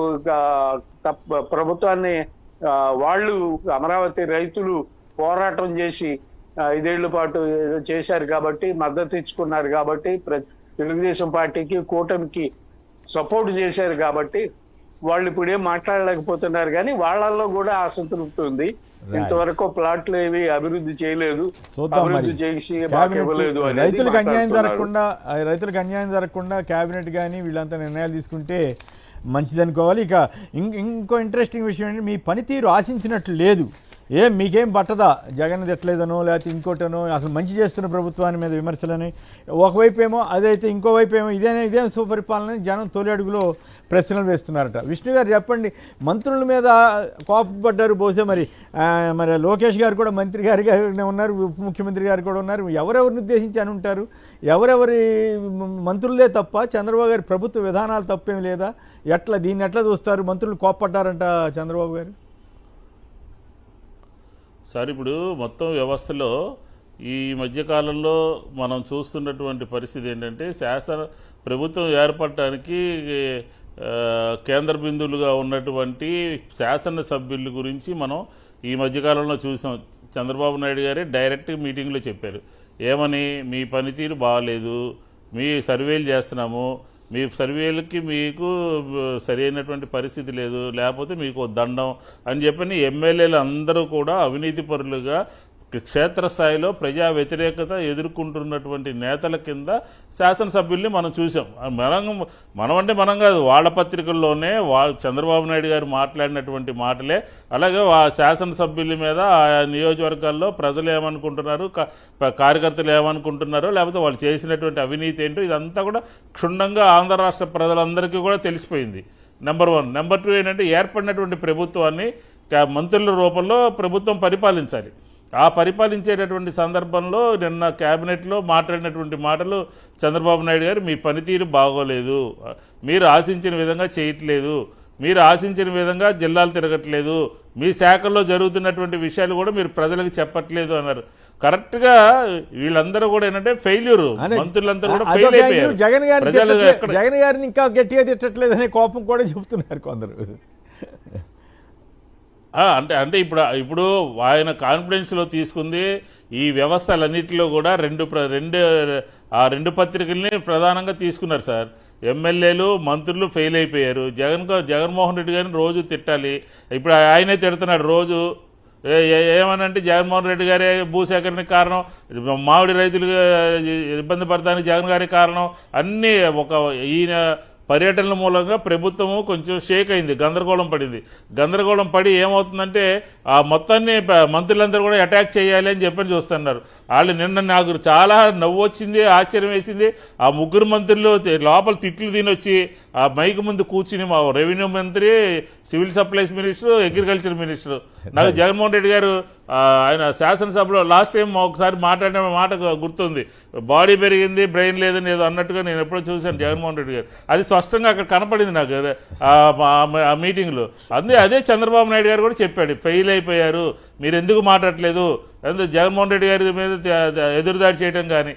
వాస్తవంగా అయితే నెల్లూరు ఇష్యూ మీద ఇంకో విషయం ఏంటంటే, చంద్రబాబు గారు ఇష్టం వచ్చినట్టు తిడుతున్నప్పుడు ఇంకా మిగతా వాళ్ళు మంత్రులు ఏం మాట్లాడతారు, ఏం మాట్లాడినా కూడా అది అంత కవరేజ్ రాదు కదా. అయినా కూడా ఆయన సంతృప్తి పట్టలేదు. అది పైగా ఇప్పుడు అందరూ మంత్రులు అంటే లోకేష్ గారు, పవన్ కళ్యాణ్, లోకేష్ గారు అయితే గట్టిగానే ఆయనకంటే గట్టిగా పనిచేస్తున్నాడు అంటున్నారు కదా రెడ్ బుక్ పేరుతోటి. మరి అది బాగానే ఉన్నట్లు అనుకోవాలా? విధానాలు బాగుంటే అన్నీ మంచి చేసేస్తే ఈ మంత్రులను ఎమ్మెల్యేలు చేయలేకపోతున్నారా? అంటే సార్ ఇప్పుడు ఆయన లోకేష్ గారిని మాట్లాడారనుకోండి, వ్యవస్థ అంతా కూడా ఫెయిల్ అయిపోతుంది. లోకేష్ని తిట్టారు అని చెప్పి ప్రచారం జరుగుతుంది. నోట్లోంచి మాట బయటకు వస్తే క్యాబినెట్ పవన్ కళ్యాణ్ గారు మాట్లాడారు అనుకోండి, ఆయన ఫోర్స్ విత్డ్రా అన్నాడు అనుకోండి, ఆయన తేడా మాట్లాడారు అనుకోండి, అసలు ఉన్న ముగ్గురు కలిసి ఉంటేనే ప్రభుత్వం అల్లకల్లోలంగా ఉంది. ఇప్పుడు ఇంకా అలాంటి మాటలు మాట్లాడి అనవసరంగా సెల్ఫ్ గోల్ వేసుకోవడం జరిగి వాళ్ళిద్దరి పట్ల ఆ రకంగా ఉంటూ మంత్రులను టార్గెట్ చేస్తూ ఉన్నారు. మంత్రుల మీద మాట్లాడుతూ ఉన్నారు, మీ పని మీరు సరిగా పని చేయట్లేదని మాట్లాడుతున్నారు, మీ శాఖలు ఫెయిల్ అయినాయి మాట్లాడుతున్నారు. అంటే డైవర్షన్ అనమాట. మీరు జాగ్రత్తగా ఉండండి, లేకపోతే జగన్మోహన్ రెడ్డి గారిని పదే తిట్టండి అని చెప్పని దాని మూలంగా ఫెయిల్ అయినారు వాళ్ళు. జగన్మోహన్ రెడ్డి గారు తిట్టడంలోనే కాదు, వారి జిల్లా పరిపాలనలోనూ, జిల్లాల్లో, నియోజకవర్గాల్లోనూ అన్ని వాళ్ళ పెర్ఫార్మెన్సే ఫెయిల్యూర్ పెర్ఫార్మెన్స్ సంవత్సర కాలంలో. అప్పుడప్పుడు తెలుగుదేశం మీడియానే రాస్తాను, ఏందో సూర్యాభాయ్ మంత్రి, ఆ మంత్రి ఇటు చేస్తున్నాడు, ఈ మంత్రి ఇటు చేస్తున్నాడు, వాళ్ళ కోపం వచ్చిన వాళ్ళ మీద రాస్తున్నారు, నిజంగా రాస్తున్నారు తెలియదు కానీ వాళ్ళ మీద కూడా రాస్తున్నారు. రైట్. రాంభూపాల్ గారు, టైం తక్కువ ఉంది. లేదు, ఈ మధ్య అన్ని పోర్ట్ఫోలియోలోనూ రాసుకుంటూ వచ్చారు సార్. అన్ని పోర్ట్ఫోలియోలు విద్యాశాఖ మీద రాశారు, వ్యవసాయ శాఖ మీద రాశారు, రెవెన్యూ శాఖ మీద, అవసరమైనప్పుడు అన్ని శాఖల్లోనూ మళ్ళీ అవసరమైనప్పుడు వాళ్ళే బ్రహ్మాండం అని అవసరమైనప్పుడు మళ్ళీ సూర్యాబాయి లాంటి వాళ్ళు కేసులు బోల్డెన్ ఉన్నాయండి. రైట్. రాంభూపాల్ గారు చెప్పండి, నిజంగా తొలి అడుగులో జనం నిలదీస్తున్నారని వార్తలు వచ్చాయి, ఇంకో వైపు ఏమో చంద్రబాబు గారు మంత్రులను నిలదీస్తున్నట్లుగా ఉంది, మీరేమంటారు? సీనియర్ పొలిటీషియన్, ఆయనకు చాలా అనుభవం ఉంది, కింద గ్రౌండ్ రియాలిటీ ఏమిటో స్పష్టంగా తనకు కొంత తెలుసు. ఆ తెలిసిన దాని నుంచి ప్రజల్ని డైవర్ట్ చేయాలంటే ఖచ్చితంగా మంత్రుల్ని, కొద్దిమంది ఎమ్మెల్యేల్ని వాళ్ళను దోషులుగా చిత్రీకరించాలి. దానికి అటు మీడియా ఇటు ప్రభుత్వం చేస్తున్నట్టుగా కనపడుతుంది. మంత్రులు ఫెయిల్యూర్ అవుతే దాని ఓనర్ గా, దాని లీడర్ గా ఉన్నటువంటి వాళ్ళదే కదా బాధ్యత. ఇప్పుడు మనం ఒక రంగంలో బాధ్యతగా ఉన్న వాళ్ళము, మన కింది స్థాయి క్యాడర్ ఫెయిల్ అయింది అంటే దానికి కారణం ఎవరు? నడిపే లీడర్కి బాధ్యత. మరి అది అడగరా జనం? ఆలోచించరా? అదే విధంగా ఈరోజు ప్రభుత్వం చెప్తున్నది, మంత్రులు చాలా చోట్ల విచ్చలవిడిగా అనేక రకాల అక్రమ పద్ధతులకు, అవినీతికి పాల్పడుతున్నట్లు అన్ని వార్తా సంస్థల్లో వార్తలు వస్తాయి. అది అనుకూల మీడియా కావచ్చు, ప్రతికూల మీడియా కావచ్చు, ఇతర సమస్య. వాటి మీద ఒక్కరి మీద చర్య తీసుకుంటున్నారా? ఒక్కరినైనా మీరు ఏమన్నా దానికి సంబంధించిన బాధ్యులు ఏమైనా వార్నింగ్ ఇచ్చినట్లు వార్త జనరలైజ్ చేసి చెప్తే ఉపయోగం ఏముంది? ఆ మంత్రులంతా మీ పనితీరు మెరుగు చేసుకోవాలా? అవి ఎప్పుడు జీవితకాలం ఉంటాయి. ఏ సమస్య అయినా ఎప్పుడైనా అందరం మెరుగు చేసుకోవాల్సిందే. కానీ మెరుగు ఏమిట్లోనే వాళ్ళు పాపం మెరుగు చేసుకోవాలని ముఖ్యమంత్రి గారు చెప్తుంటే వేరే విషయాల్లో మెరుగు అవుతున్నట్టు. దానితో జనం దగ్గరికి వెళ్ళడానికి కూడా భయపడుతున్నారా? ఈ తొలి అడుగు పేరు మీద వెళ్తే అందరూ నిలదీస్తున్నారని కూడా వార్తలు వస్తున్నాయి. ఇప్పుడు చాలా చోట్ల జనం అడుగుతున్నారు, పెన్షన్ సంబంధించి అడుగుతున్నారు. మాకు పెన్షన్లు పెంచినారు కానీ మాకు తొలగించిన వాళ్ళను తిరిగి చేర్చండి. అదేవిధంగా ఆధార్లో నెంబర్లు, పేర్లు తప్పున్నాయి, లేదా ఇన్సల్ తప్పుంది, వయసు తప్పుంది, వాటిని సరి చేయమని అడుగుతున్నారు. వాటి గురించి చెప్పే పరిస్థితులు ఈ రోజు ఎమ్మెల్యేలు లేరు. అందుకని వాళ్ళు ఎందుకు ప్రభుత్వానికి తిరగకపోతే ప్రభుత్వంతో బాధ్యత, ముఖ్యమంత్రితో, తిరిగితే ప్రజలతో బాధ. తిరిగినట్టుగా ఉండాలా, తిరగనట్టుగా ఉండాలా. అందుకని తిరుగుతున్నట్టున్నారు, పొగుడుతున్నట్టున్నారు అన్నట్టుగా ఒకరికొకరు సర్దుబాటు వ్యవహారం మీద పని. రెండోది, ఈ రోజు విద్యుత్ ఛార్జీల గురించి మాట్లాడారు సార్. మీరు ఫస్ట్ వార్తగా చదివినారు, సమయం రీత్యా సరిపోదు. కానీ ఈరోజు ప్రభుత్వం ఏం చెప్తుందంటే, మేము బాధుడు లేకుండా చేసినాం, చాలా విద్యుత్ ఛార్జీలే కంటారు. వాస్తవానికి మిగులు ఏర్పడింది. గతంలో వసూలు చేసిన దాని వల్ల 2800 కోట్ల రూపాయలు ఈ రోజు ప్రభుత్వం దగ్గర అదనపు వసూలు చేసినట్టు ప్రభుత్వం ఏపీసీపీడీసీఎల్ అంగీకరించింది. దాని ప్రకారం అది రిటర్న్ చేయాల. రిటర్న్ చేయకపోగా ఈ రోజు మళ్ళా సిపిడిసిఎల్ గానీ లేదా అదే విధంగా ఇతర విద్యుత్ సంస్థలు 848 కోట్ల రూపాయలు అదనంగా పెంచడానికి ఏపీఆర్సీకి వాళ్ళు ఉత్తరం పెట్టుకున్నారు. అంటే ఒక పక్క ప్రభుత్వం దగ్గర డబ్బు మిగిలింది, రెండో పక్క 800 కోట్ల రూపాయలు పెంచమని మేము పెంచుకోవడానికి 3600 కోట్లు పెంచమని 842.88 కోట్ల రూపాయలు పెంచడానికి అనుమతి అడుగుతూ ప్రభుత్వానికి వీళ్ళు ఏపీసీపీడీసీఎల్ వాళ్ళు. ఓకే, టైం అయిపోయింది. ఫైనల్ గా గోపి గారు ఒక మాటలో చెప్పండి దయచేసి, మంత్రుల్ని మారుస్తారా Chandrababu garu? Yes or no? మారుస్తారు సార్, ఖచ్చితంగా 2 సంవత్సరాలు పూర్తయిన తర్వాత ఖచ్చితంగా మారుస్తారంటారా? అందుకోసమే గ్రౌండ్ తయారు చేస్తున్నారా? అందుకోసమే తయారు చేస్తున్నారు, అందుకోసమే వీరు పని చేయట్లేదని. మంత్రులు పనిచేయనప్పుడు మంత్రుల నాయకుడిగా ముఖ్యమంత్రి కూడా పట్ల కూడా అసంతృప్తి ఉంటుంది. జనం అయితే ప్రశ్నిస్తున్నారండి తెలుగుదేశం కూటమి నాయకుల్ని. గ్రామాల్లో విజిట్కి వెళ్ళినప్పుడు జనం అయితే ప్రశ్నిస్తున్నారు. రైతు బంధు పథకం కానీ మరి అట్లాంటివి చాలా స్కీమ్స్ ఎన్నికల మేనిఫెస్టో దగ్గర పెట్టుకుని చూస్తే చాలా అనేక ప్రశ్నలు సహజంగానే వస్తాయి. ఇప్పుడు రేపు ఆగస్టు 15 నుంచి అమలు చేయబోయే ఉచిత బస్సు కూడా దారుణంగా ఉందండి, దారుణంగా ఉంది. ఎక్కడ ఆ ఊర్లో జరగడమే తప్ప నువ్వు పక్క జిల్లాకి వెళ్ళలేవు. చిన్న చిన్న జిల్లాలు ఇవి. ఇప్పుడు మాకు నూజివీడు నుంచి విజయవాడ రావాలంటే ఖచ్చితంగా టికెట్ కొనుక్కోవాల్సిందే. ఎందుకంటే నూజివీడు ఏలూరు జిల్లా, విజయవాడ ఎన్టీఆర్ జిల్లా. ఎందుకు మధ్యలో పక్కన గన్నవరం ఉంది కదా, గన్నవరం దాటితే మళ్ళీ గన్నవరం, కానూరు వెళ్ళాలంటే సిటీ బస్ ఎక్కి కానూరు వెళ్ళాలంటే ఆటోనగర్ దాటగానే టికెట్ కొట్టేస్తారు. ఇది పరిస్థితి. చూద్దాం మరి. అయినా కూడా అప్పుడేమో తిరుపతి వెళ్ళొచ్చు, అన్నవరం వెళ్ళొచ్చు అని ప్రచారం చేశారు. ప్రచారం చేసినప్పుడు రైట్. ఇప్పుడు ఎక్కడికే లేదు. దారా గోపి గారు, రాంభూపాల్ గారు, మల్లాది విష్ణు గారు, అందరు కూడా ధన్యవాదాలు. ఇది నేటి చర్చా కార్యక్రమం. నమస్కారం.